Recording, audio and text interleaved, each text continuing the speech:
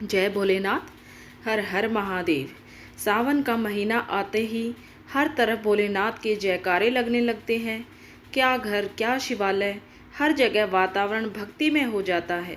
प्रकृति में भी हर तरफ हरियाली ही हरियाली रहती है। यानी कि ये कहें कि सावन मतलब प्रेम और भक्ति से भरा महीना है। सावन का महीना ही एक ऐसा महीना होता है जिस दौरान सबसे अधिक वर्षा होती है, जो शिवजी के गर्म शरीर को ठंडक प्रदान करती है। सावन महीने की महिमा स्वयं भोलेनाथ ने भी बताई है। धर्मशास्त्रों के अनुसार शिवजी के तीनों नेत्रों में सूर्य, दाएं बाएं चंद्र और अग्नि मध्य नेत्र है। जब सूर्य कर्क राशि में गोचर करता है तब सावन महीने की शुरुआत होती है। सूर्य गर्म है जो उष्मा देता है, जबकि चंद्रमा ठंडा है जो शीतलता प्रदान करता है।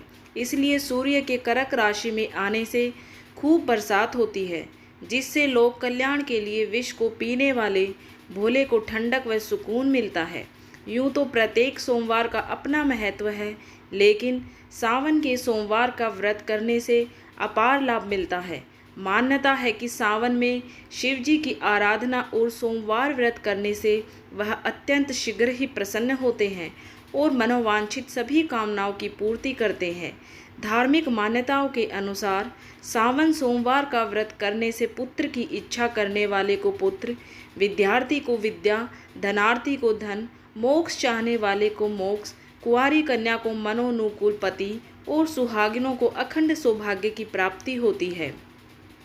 पौराणिक कथा के अनुसार देवी सती जब बिन बुलाए अपने पिता दक्ष के घर यज्ञ आयोजन में पहुंची तो वहां प्रजापति दक्ष ने उनका अपमान किया। इसी से उन्होंने सह लिया, लेकिन जब उन्होंने उनके पिता द्वारा अपने पति का अपमान होता देखा तो आत्मदाह कर लिया। इसके बाद देवी सती ने पार्वती रूप में जन्म लिया और शिवजी को पति रूप में प्राप्त करने के लिए सावन सोमवार का निराहार व्रत किया। इसी व्रत के प्रभाव से माता पार्वती को भोलेनाथ प्राप्त हुए थे। सावन सोमवार का व्रत करने वाले व्यक्ति को प्रातःकाल ब्रह्म मुहूर्त में उठकर अपने नित्य कर्मों से निवृत्त होकर, ब्रह्म मुहूर्त का समय इसलिए बताया गया है क्योंकि यह समय देवी पुकारियों और पूजा पाठ करने के लिए उत्तम माना जाता है। शिवजी के जलाभिषेक के लिए तांबे का पात्र अथवा कोई भी पात्र जो उपलब्ध हो, अच्छी तरह से साफ कर ले और उसे गंगाजल या साधारण जल से ले। तत्पश्चात दूध, दही, शहद, घी, शक्कर से अभिषेक करके फिर गन्ने का रस चढ़ाए। साथ ही ओम नमः शिवाय मंत्र का जाप करते रहें। मंत्र का उच्चारण आप अपनी श्रद्धानुसार 11, 21, 51 या फिर 108 बार कर सकते हैं। इसके बाद रूप देहि जयम देहि भाग्यम देहि महेश्वरः, पुत्रान देहि धनम देहि सर्वान कामांश्च देहि में मंत्र का जाप करें। साथ ही शिवलिंग पर पुनः जल चढ़ाएं। इसके बाद फूल, अक्षत, धतूरा, आंकड़े का फूल, बेल फल, भांग और बेल पत्र चढ़ाएं। चंदन से तिलक लगाएं।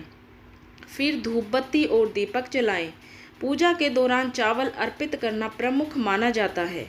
जो भी भक्त शिवलिंग पर कच्चे चावल अर्पित करता है उसे समस्त पापों से मुक्ति मिलती है और उसकी मनोकामनाएं पूर्ण होती है।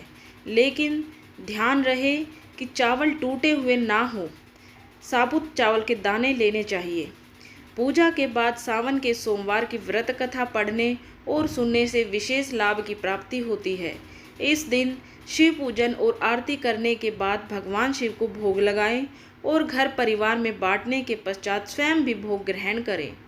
इस व्रत को करने वाले व्यक्ति को सावन सोमवार व्रत दिन के तीसरे पहर यानी शाम तक रखना चाहिए। तब तक व्रत करने वाले को निराहार ही रहना चाहिए। सावन सोमवार व्रत में पूरे दिन फलाहार का सेवन करें और दिन में एक बार ही भोजन करें, जिसमें अन्न और नमक का सेवन ना करें। व्रत के दौरान व्यक्ति को स्वच्छता का ध्यान रखना चाहिए।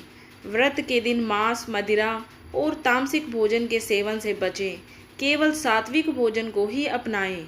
सावन के महीने में हरी पत्तेदार सब्जियों का त्याग किया जाता है, अतः इनका सेवन ना करें।